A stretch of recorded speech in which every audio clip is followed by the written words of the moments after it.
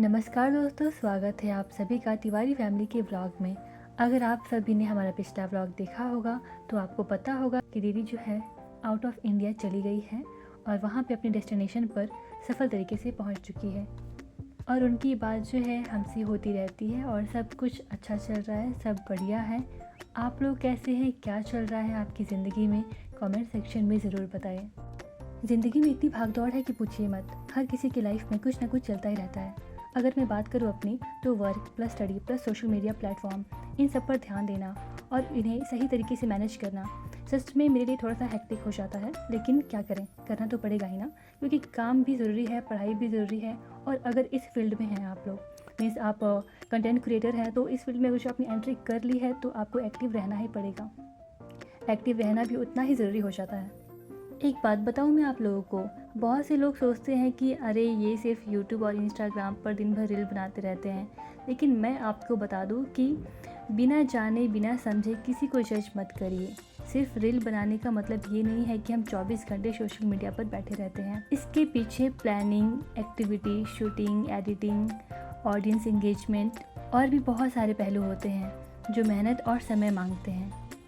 दोस्तों, मैं किसी को भी पॉइंट आउट नहीं कर रही हूँ, मैं बस अपनी मन की बात आप लोगों से शेयर कर रही हूँ। हमेशा यही कहूँगी कि हर किसी की मेहनत की इज़्ज़त करिए, क्योंकि जो दिखता है वो पूरा सच नहीं होता है। आपको क्या लगता है इस बारे में? कमेंट सेक्शन में अपनी राय ज़रूर बताइएगा। मेरी लाइफ सोशल मीडिया तक सीमित नहीं है। मेरी लाइफ में स्टडीज़ होते हैं, वर्क भी होता है और सोशल मीडिया से हट के भी एक लाइफ होती है। दिन भर सोशल मीडिया पर रहना या फिर सिर्फ रील बनाना, ये मेरा रूटीन नहीं है।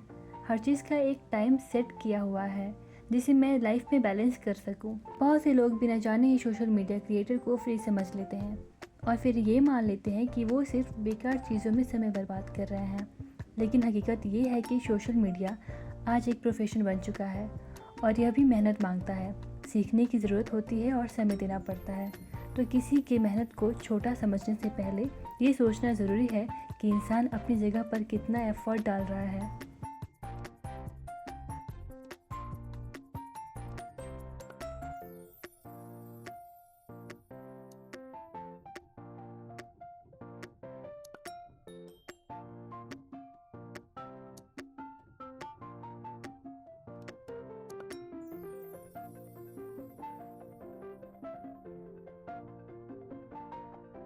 स्टूडेंट की लाइफ भी इतनी इजी नहीं होती है, बहुत ही प्रेशर होता है, पढ़ाई का स्ट्रेस अलग और उसके साथ साथ बाकी चीज़ों को बैलेंस करना आसान नहीं होता है।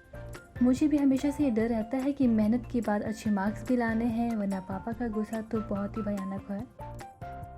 एग्ज़ाम, असाइनमेंट, पेरेंट्स की उम्मीदें, खुद का करियर बनाने का एक अलग ही टेंशन, ये सब मिलकर जो है इतना बड़ा स्ट्रेस देता है ना कि पूछिए मत। लेकिन लाइफ में बढ़ते रहना है, पढ़ाई भी करना बहुत ज़रूरी है। जब एग्ज़ाम नज़दीक आता है तो स्ट्रेस और भी बढ़ जाता है और यही लगता है कि क्या मैं अच्छे मार्क्स ला पाऊँगा या ला पाऊँगी या नहीं। बहुत ज़्यादा टेंशन रहता है उस चीज़ का। और ऐसी सिचुएशन में हमें पॉजिटिव सोच रखना बहुत ही इम्पॉर्टेंट है। पढ़ाई ज़रूरी है और लाइफ में थोड़ा एंटरटेनमेंट भी ज़रूरी है। अगर तरीका सही है तो पढ़ाई भी आसान बन जाता है। दोस्तों, पढ़ाई सिर्फ एक प्रोसेस नहीं है, ये हमारी पहचान है, सम्मान है और आत्मविश्वास का आधार है। जब हम अच्छी पढ़ाई करते हैं और लाइफ में कुछ हासिल कर लेते हैं तो ना सिर्फ हमें खुद पर गर्व होता है, बल्कि हमारे परिवार, रिश्तेदार और समाज में भी एक अलग पहचान मिलती है। जब कोई बच्चा अच्छे नंबर लाता है और किसी अच्छे कॉलेज या यूनिवर्सिटी में जाता है तो सबसे पहले माता पिता को गर्व महसूस होता है। माता पिता को ये महसूस होता है कि उनकी मेहनत रंग लाई, क्योंकि उन्होंने हमें पढ़ाने के लिए अपनी पूरी कोशिश की है। लाइफ में एंटरटेनमेंट भी बहुत ज़रूरी है, इसीलिए मैंने डांस को चुना, क्योंकि डांस सिर्फ एक शौक़ नहीं बल्कि मेरे लिए एक इमोशन है और डांस के साथ मेरा बहुत पुराना रिश्ता है जिसे मैं कभी नहीं छोड़ सकती और डांस भी मुझे कभी नहीं छोड़ेगा। जब मैं डांस करती हूँ तब मैं सारी टेंशन भूल जाती हूँ। डांस सिर्फ मोटिवेशन नहीं है मेरे लिए, ये एक फ्रीडम है, एक ऐसा एहसास जिससे मैं खुद को एक्सप्रेस कर सकती हूँ। पढ़ाई के साथ डांस बैलेंस करना मुश्किल ज़रूर है, लेकिन अगर कुछ करने का जुनून हो तो रास्ता अपने आप निकल आता है।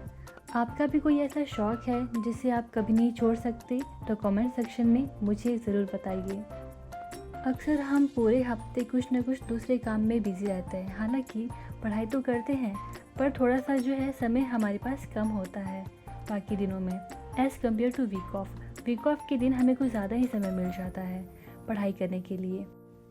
वीक ऑफ छुट्टी एक ऐसा मौका है जब हम अपनी पेंडिंग टास्क जो है पूरे कर सकते हैं और आगे की प्लानिंग भी कर सकते हैं। आज डांस करने के बाद मैंने अपनी पढ़ाई पर फोकस किया क्योंकि मेरा एक टारगेट था जो मुझे पूरा करना ज़रूरी था। टाइम का सही वैल्यू समझना और इसे इस्तेमाल करना ही सफलता की कुंजी है।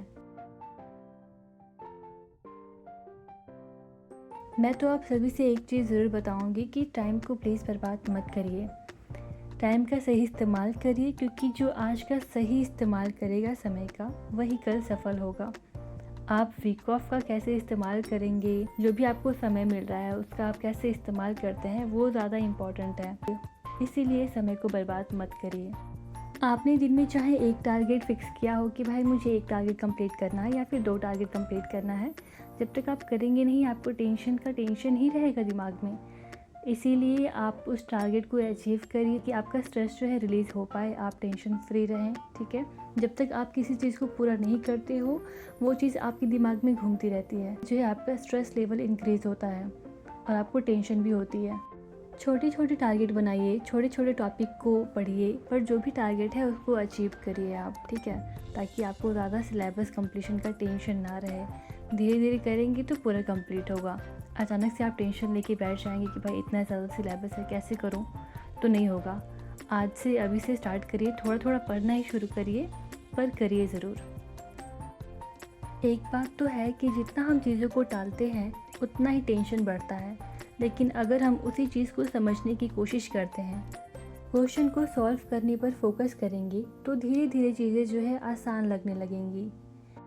मैंने तो अपने वीक ऑफ का फुल यूटिलाइज़ किया टाइम, और उसके बाद शाम हो गई। मम्मी पापा के साथ मैं चली गई थी इवनिंग वॉक करने के लिए, बिकॉज़ बैठे बैठे मैं भी थोड़ा सा बोर हो चुकी थी, इसीलिए मम्मी पापा के साथ मैं इवनिंग वॉक पर गई।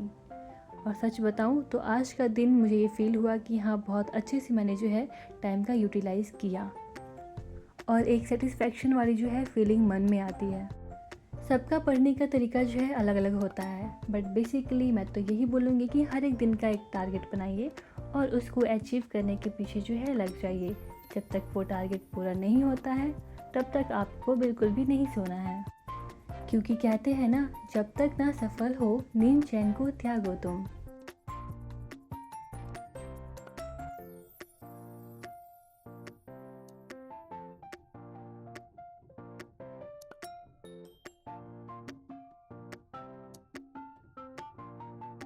मैंने तो अपना दिन कुछ इस तरीके से बिताया। अगर आपको ये मेरा व्लॉग पसंद आया हो तो ढेर सारा प्यार दीजिए, लाइक करिए, शेयर करिए। चैनल पर नए हैं तो सब्सक्राइब करना ना भूलें। आपका सपोर्ट हमारे लिए बहुत बहुत बहुत इम्पॉर्टेंट है, इसीलिए ठोक ठोक कर लाइक करिए, ठोक ठोक के प्यार दीजिए।